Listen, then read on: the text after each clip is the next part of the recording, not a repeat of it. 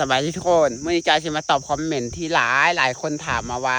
จอยน้องใหม่แล้วดูแหลงหรือว่าน้องไม่ขมอยู่บ้านเจ้าเนี่ยเขาสามารถเอาปลูกได้บ่คำตอบก็คือปลูกได้ทุกคนแต่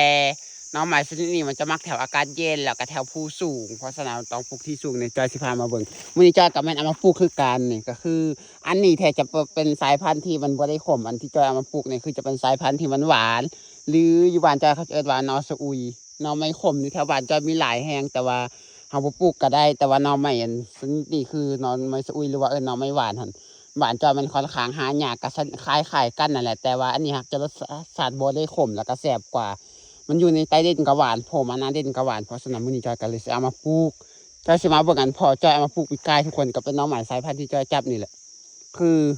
นี่มันก็คืนหมดเลยทุกคนแต่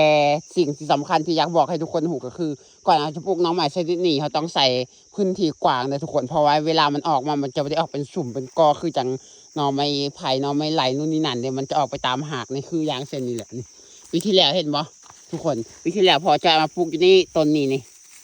บางคันมันขยายพันธุ์ไปนี่มันยาวไปตามหากไหมตอนนี้นี่กำลังขยายพันธุ์ไปเป็นตามหากมันยาวไปใส่หน่อไม้นี่มันจะออกไปหอดอาหารเลยทุกคน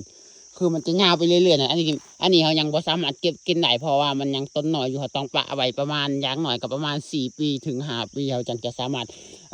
มันให้มันขยายไปกว้างวงกว้างเขาจังหากินทีเดียวนะทุกคนนี่อันนี้ก็เป็นแบบนี้นี่อันนี้มันก็ออกแบบนี้อันนี้ถึงว่ามันจะเอาอยู่ไกลต้นแบบนี้แต่ว่าอีกบุต้นมันก็จะมีหักยาวไปแล้วมันจะออกยาวไปนี่กับบอนนี่คือการทุกคนนี่บอนนี่ว่าไงเห็นบ่ที่กายพอจะมาปลูกอยู่นี่ต้นนึงเห็นนี่ตอนนี้มันขยายพันธุ์มันยาวมาฮอดนี่ส่วนอันนี้ปลูกอยู่นี่มันขยายพันธุ์มันฮอดที่แล้วมันคือไปไวแห้งนะทุกคนพอเป็นน้องใหม่ที่ออกตามหากอยู่แล้วนะอันนี้จะเป็นสายพันธุ์ที่บ่ได้ขมเนอะอันนี้จะเป็นสายพันธุ์ที่มันหวานก็คืออันนี้จะมันหลักๆเลยที่อยากบอกให้หูก็คือน้องใหม่เนี่ยมันจะมักแถวอากาศเย็นแล้วคือประเทศลาวก็จะมีแต่ทางภาคเหนือส่วนหลายแล้วก็ภาคกลางมีน้อยนึงแล้วภาคใต้ลาวจะบ่ค่อยมีเพราะอากาศมันค่อนข้างร้อนแต่ทางภาคเหนือเนี่ยอากาศเย็นนะ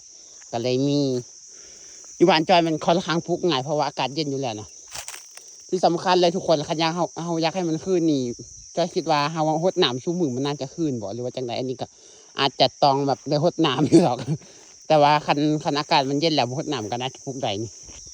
คืออย่างที่เห็นเลยแถวนี้นะพอของใจปลูกบางอีกบุตรอีกจาก2-3 ปีแถวนี้จะเป็นปลาหนอกกวมไปหมดเลยแหละ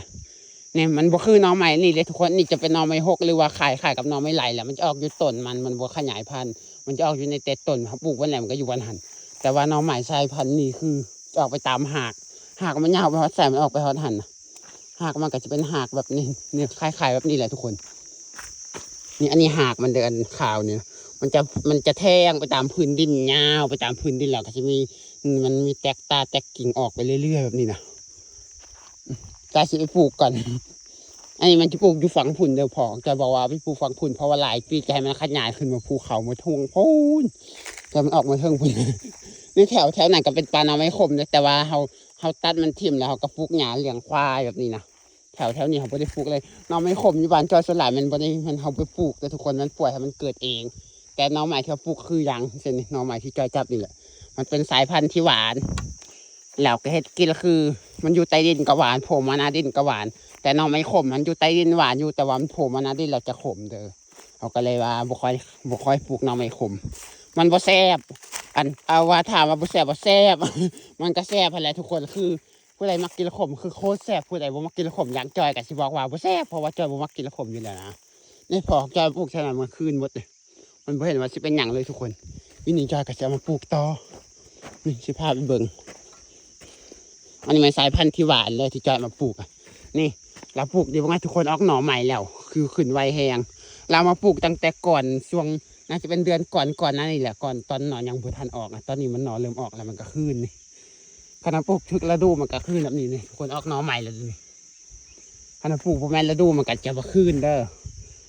โดยเฉพาะส่วนรวมที่เขาปลูกสลายจะเป็นฤดูนี่เพราะว่าฤดูนี่เป็นฤดูที่หน่อใหม่กำลังออกหน่อใหม่ชนิดนี้นะก็เลยปลูกฤดูนี่แถวนี้มั้ย